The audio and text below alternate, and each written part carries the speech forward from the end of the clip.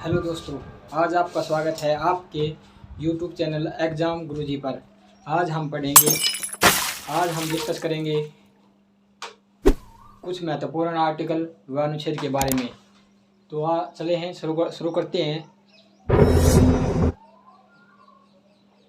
अनुच्छेद 1।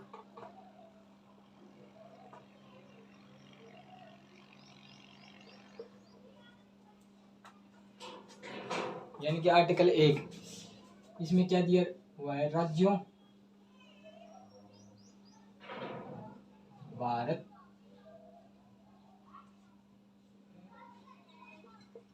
राज्यों का संघ। फर्स्ट आर्टिकल में भारत राज्यों का संघ। इसका मतलब क्या होता है कि भारत में 28 राज्य व 8 केंद्र शासित प्रदेश हैं। यानी 28 राज्य प्लस 8 केंद्र शासित प्रदेश। इसके आगे आ जाता है आर्टिकल अनुच्छेद 14। अनुच्छेद 14 में विधि के समक्ष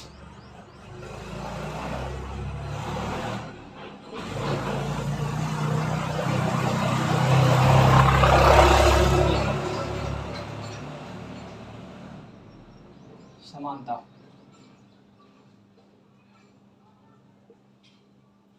विधि के समक्ष समानता यानी कि हर इंसान कानून की नज़र में बराबर होता है। तो इसके आर्टिकल 14 में ये बात लिखी हुई है कि विधि के समक्ष, विधि का मतलब होता है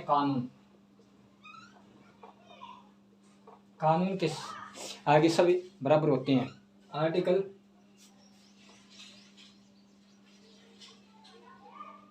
अनुच्छेद 15।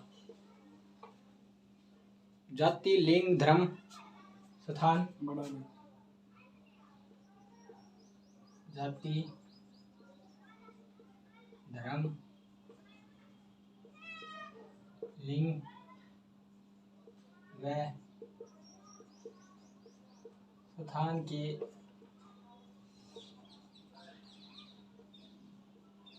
आधार पर भेदभाव नहीं।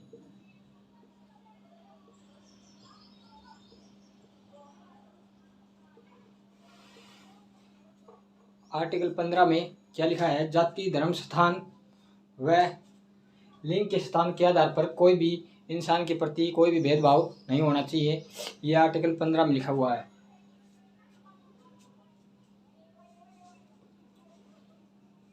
आर्टिकल 16।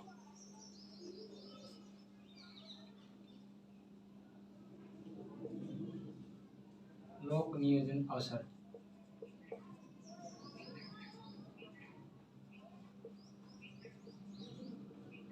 में समानता।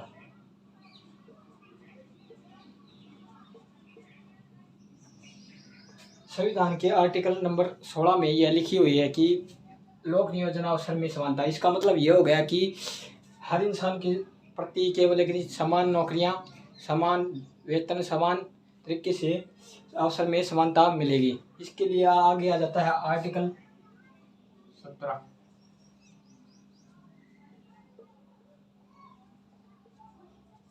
अस्पृश्यता का अंत।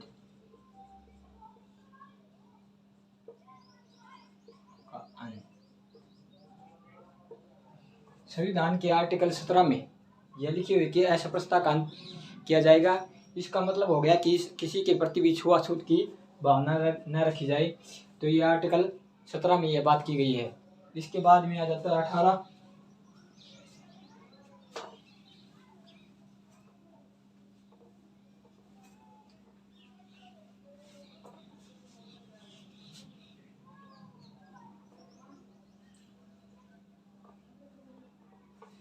आर्टिकल नंबर 1 भारत राज्यों का संघ होगा। आर्टिकल नंबर 14 विधि के समक्ष कानून। आर्टिकल नंबर 15 लिंग, जाति, धर्म, भेदभाव के प्रति कोई भी भेदभाव नहीं होना चाहिए। आर्टिकल नंबर 16 लोक नियोजन अवसर पर समानता। आर्टिकल नंबर 17 अस्पृश्यता का अंत। आर्टिकल नंबर 18 उपाधियों का अंत।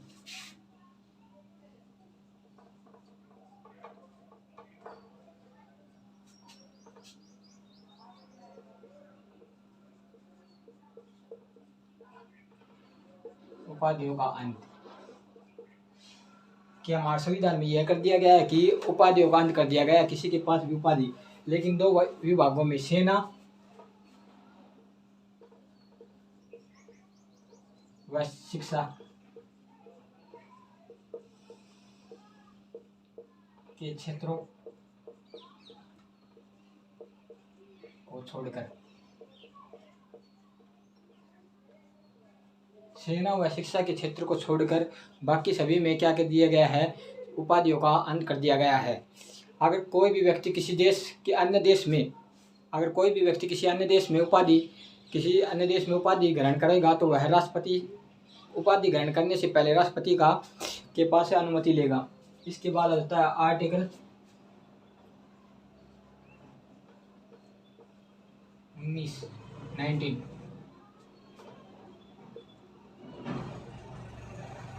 19A प्रेस की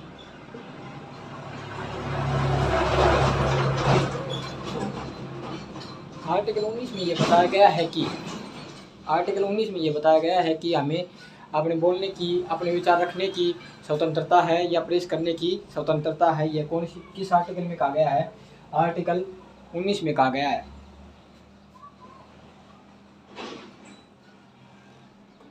आर्टिकल 21A 6 से 14 वर्ष के बच्चों को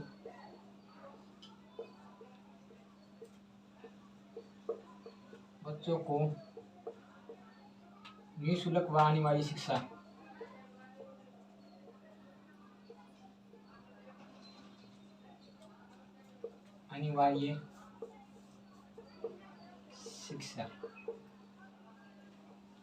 इसमें कि राज्य 6 से लेकर 14 वर्ष के बच्चों को निःशुल्क व अनिवार्य शिक्षा का प्रावधान किया गया है। कौन से संविधान के संशोधन के द्वारा? 86वां संशोधन 2002 के अंतर्गत 6 से 14 वर्ष के बच्चों को निःशुल्क शिक्षा व अनिवार्य शिक्षा का प्रावधान आर्टिकल 21A में किया गया है।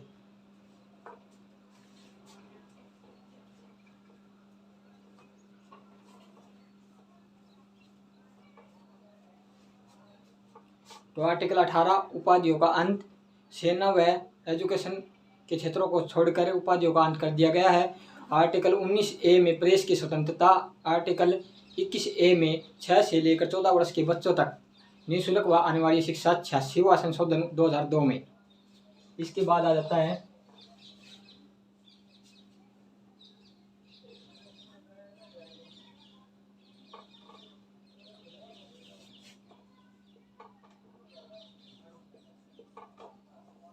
आर्टिकल 24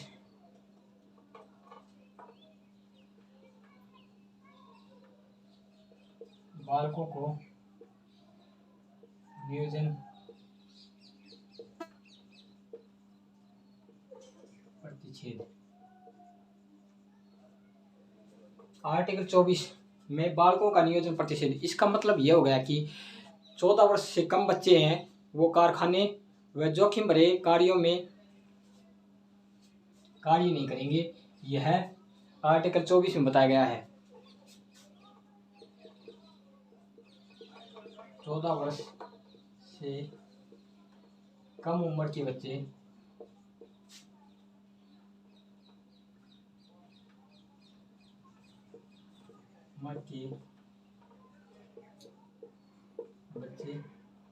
कारखानों व जोखिम भरे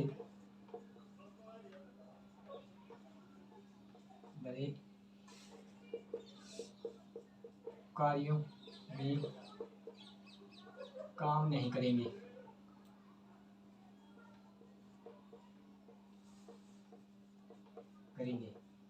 यह किस आर्टिकल में बताया गया है? आर्टिकल 24 में।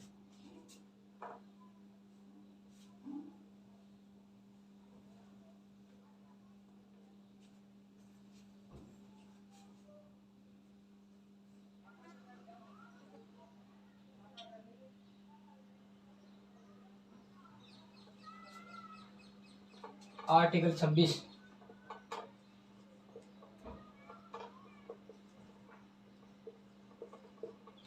धार्मिक कार्यों की प्रबंधता की स्वतंत्रता। धार्मिक कार्यों की प्रबंधता की स्वतंत्रता। आर्टिकल 26 में यह बताया गया है कि धार्मिक कार्यों के प्रबंधन की क्षमता, इसका मतलब कि कोई भी व्यक्ति अपने धर्म के प्रति संस्थान खोल सकता है, धर्म की शिक्षा ग्रहण कर सकता है और उसे अपने धर्म के प्रति विचार प्रस्तुत करने की स्वतंत्रता है। यह आर्टिकल 26 में बताई गई है।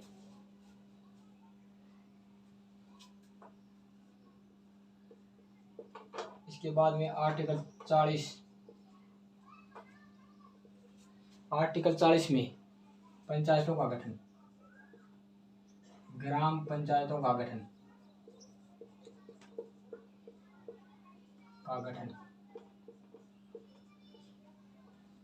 आर्टिकल नंबर 40 में यह बताया गया है कि हर गांव में पंचायतों का गठन किया जाएगा। ये कौन से आर्टिकल में है? 40 में।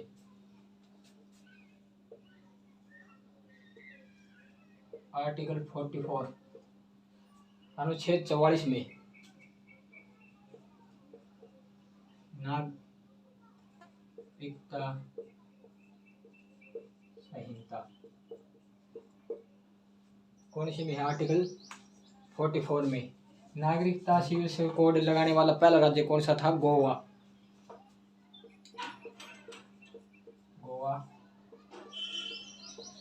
पहला राज्य। इसके बाद में जाता है 48।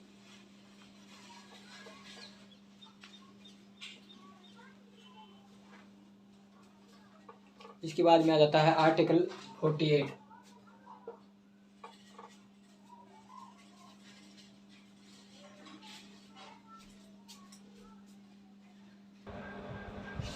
आर्टिकल 48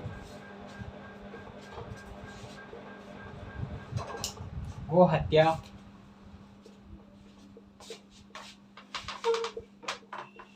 पर रोक। आर्टिकल 48 में यह बताया गया है कि गो हत्या पर रोक। इसके बाद में आ जाता है आर्टिकल 51 अनुच्छेद 51 अंतर्राष्ट्रीय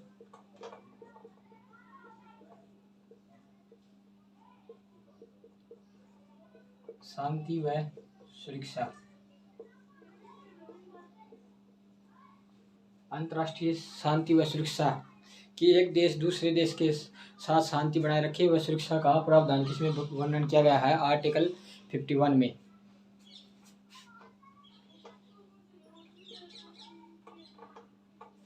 इसके बाद में आ जाता है आर्टिकल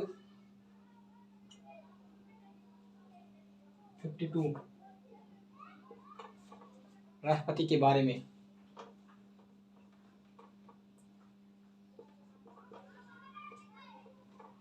आर्टिकल 52 के राष्ट्रपति के पद के बारे में बताया गया है। आर्टिकल 61 अनुच्छेद 61 यानी कि राष्ट्रपति के महाभियोग। राष्ट्रपति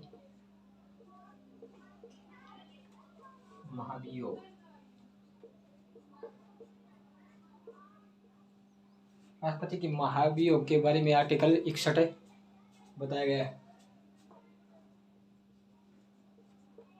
आर्टिकल 72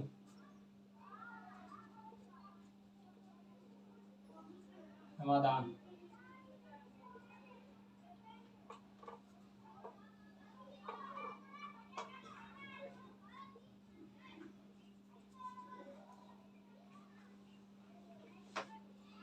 समाधान शक्ति।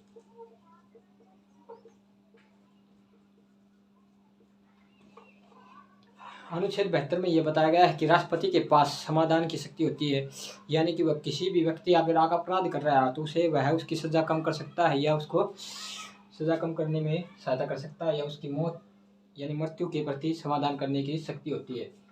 तो आर्टिकल 48 में गौ हत्या का वर्णन किया गया है। आर्टिकल 51 में अंतर्राष्ट्रीय शांति और सुरक्षा का वर्णन किया गया है। आर्टिकल 52 में राष्ट्रपति के पद के बात वर्णन किया गया है। आर्टिकल 61 में राष्ट्रपति के ऊपर महाभियोग किस प्रकार लगाया जाता है उसका वर्णन किया गया है। आर्टिकल 72 में राष्ट्रपति के पास समाधान करने की शक्ति होती है, यह आर्टिकल 72 में वर्णन किया गया है।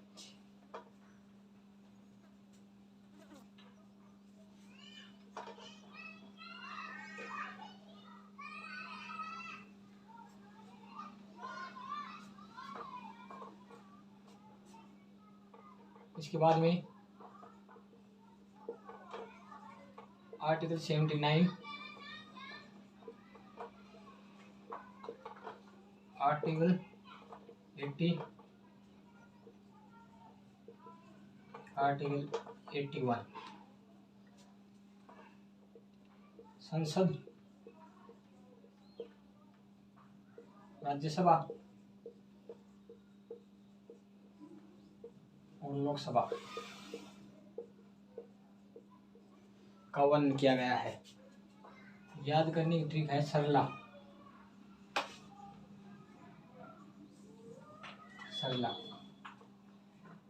आर्टिकल 79 में संसद, 80 में राज्यसभा और 81 में लोकसभा के बारे में वर्णन किया गया है।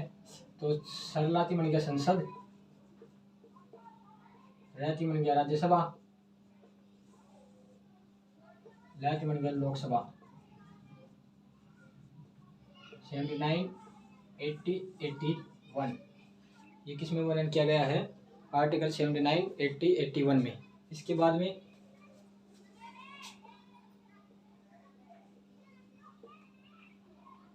आर्टिकल 110, इसमें धन विधेयक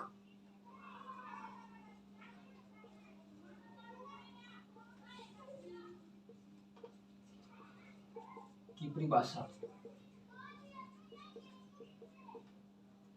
का वर्णन किया गया है। धन विधेयक की परिभाषा का वर्णन कहा गया है आर्टिकल 110 में। इसके बाद में आ जाता है आर्टिकल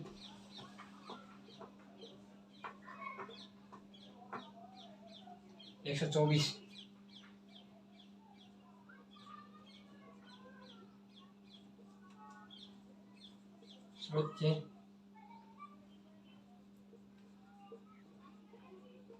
सुप्रीम कोर्ट। आर्टिकल 124 में सुप्रीम कोर्ट का वर्णन किया गया है और आर्टिकल 110 में धन विधेयक की परिभाषा का वर्णन किया गया है और 79, 80, 81 में संसद, राज्यसभा और लोकसभा का वर्णन किया गया है। इसी के बाद पूछ लिया आर्टिकल हाईकोर्ट का 214 में उच्च न्यायालय का 214 में उच्च न्यायालय का और 124 में सर्वोच्च न्यायालय का वर्णन किया गया है।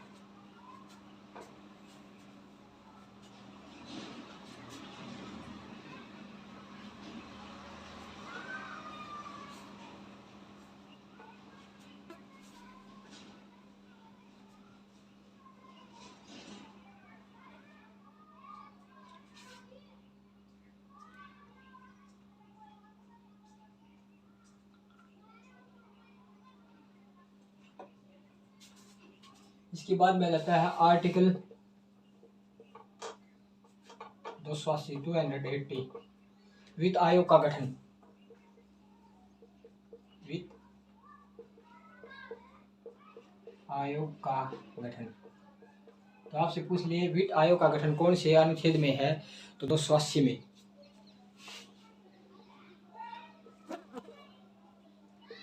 आर्टिकल 324 में क्या है? भारतीय निर्वाचन आयोग का गठन।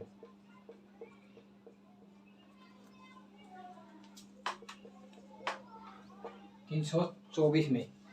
इसके बाद 356 आर्टिकल 356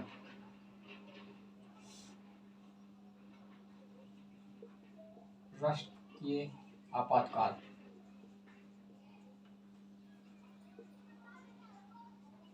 आर्टिकल 356 में राष्ट्रीय आपातकाल का वर्णन किया गया है।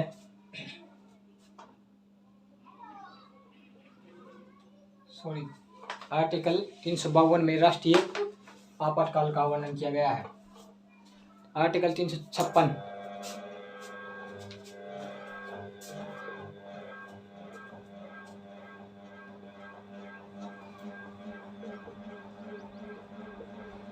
राष्ट्रपति शासन।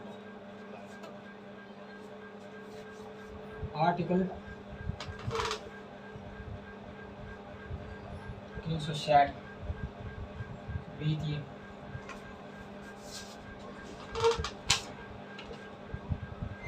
आपातकाल। वित्तीय आपातकाल पूछ रहे आपके भारत में अब तक वित्तीय आपातकाल लगा है? एक बार भी नहीं लगा हुआ। अब तक भारत में एक बार भी वित्तीय आपातकाल नहीं लगा हुआ है। इसके बाद में आर्टिकल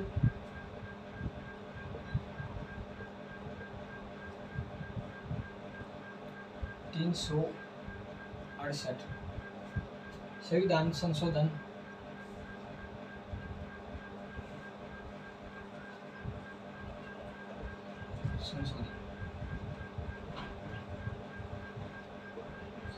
में तो ये हो गया आर्टिकल 280 वित्त आयोग का गठन। आर्टिकल 324 भारत निर्वाचन आयोग का गठन। 352 राष्ट्रपति आपातकाल। 356 राष्ट्रपति शासन और 360 वित्तीय आपातकाल और 368 संविधान संशोधन आर्टिकल। तो ये आज के थे हमारे कुछ महत्वपूर्ण आर्टिकल जो एग्ज़ाम की दृष्टि से बहुत ही इम्पोर्टेंट थे। आर्टिकल हर एग्ज़ाम में पूछे जाते हैं कि आर्टिकल 15 का किससे संबंधित है, अस्पृश्यता कांड किससे संबंधित है, तो ये सब पूछे जाते हैं। तो आर्टिकल नंबर 1 भारत राज्यों का वर्णन किया गया है। आर्टिकल 14 में विधि समक्ष कानून। आर्टिकल 15 में किसी भी जाति लिंग भेदभाव के प्रति। आर्टिकल 16 में नौक नियोजन का अवसर। आर्टिकल 17 में अस्पृश्यता कांड। आर्टिकल 18 में उपाधियों कांड। आर्टिकल 19A में प्रेस की स्वतंत्रता। आर्टिकल 21A में 6 से लेकर 14 वर्ष के बच्चों को निःशुल्क वाणिज्यिक शिक्षा 86वां संशोधन 2002 में। आर्टिकल 25 में धार्मिक कार्यों के प्रति वर्णन किया गया है। आर्टिकल 40 में ग्राम पंचायतों का गठन किया गया है। आर्टिकल 44 में नागरिक संहिता का वर्णन किया गया है। आर्टिकल 48 में गो हत्या का वर्णन किया गया है। आर्टिकल 51 में अंतर्राष्ट्रीय शांति व सुरक्षा का वर्णन किया गया है। आर्टिकल 124 में सर्वोच्च न्यायालय का वर्णन किया गया है। आर्टिकल 214 में उच्च न्यायालय का वर्णन किया गया है। आर्टिकल 324 में निर्वाचन आयोग का वर्णन किया गया है। आर्टिकल 280 में वित्त आयोग का गठन किया गया है। और सरला से याद रखना संसद, राज्यसभा और लोकसभा 79, 80 और 81। इसके बाद में आ जाता है आर्टिकल 352 में राष्ट्रीय आपातकाल। आर्टिकल 356 में राष्ट्रपति शासन और आर्टिकल 360 में वित्तीय आपातकाल। आर्टिकल 368 में वर्णन किया गया है। आर्टिकल 368 में संविधान संशोधन का वर्णन किया गया है। इस प्रकार जो आज का टॉपिक था ये एग्जाम की दृष्टि से बहुत ही इंपॉर्टेंट है। हेलो दोस्तों, आज की ये मेरी वीडियो कैसी लगी? अच्छी लगी तो लाइक व शेयर व सब्सक्राइब जरूर करें। Thank you. कमेंट करके ये बताएं कि हमें कैसी लगी। आपके जो एक कमेंट से कि मैं इम्प्रूव कर पाऊँगा। इस प्रकार धन्यवाद। Thank you.